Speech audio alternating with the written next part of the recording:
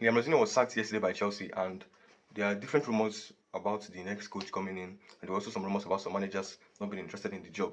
So I'll be breaking it down into three possible scenarios or three different types of managers that could come in. But first of all, I want to talk about Rosenio's sack, which I'm surprised and I'm also not surprised. And I'm not surprised because obviously they've been in a very poor run of form. They've not scored. I think this team has not scored has scored like just once in their last 5 games or 6 games. And the last game was the worst of all of them. The team didn't look stabilized. The system implemented by him was, for me, like I look at that, like it was too poor.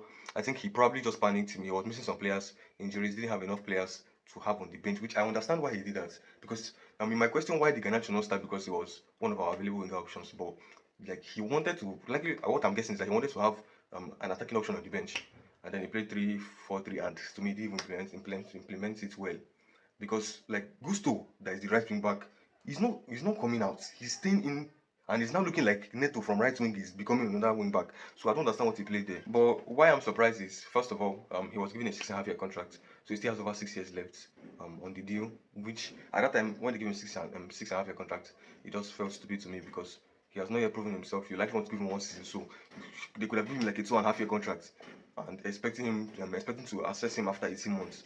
But then they don't have to pay him off a lot of money. So that's one of the reasons. I mean, I felt like as far as we could not get relegated, they would likely not sack him because they've signed him. They want to protect their ego that this the direction they're going in is the right direction, and they have the best intention for the club and all of that. So I was expecting them to not sack him. And Rosenior has worked with Bluco for almost 2 years now since Strasbourg. So it's likely there's a kind of relationship they've built with him. And they brought him from Strasbourg. Because like on my mind, I was just thinking that since they brought him from Strasbourg, he's working with them already. It's likely that they'll still want to keep him around in some way. Because I will not even be surprised to hear, like in the future or in some months, that he's been hired in some other type of role within Bluco. The problem now is not even the manager. Who was the person that advised to bring the manager in the first place? Who the sporting directors making the decisions, signing players? The players they've signed are not good enough, most of them.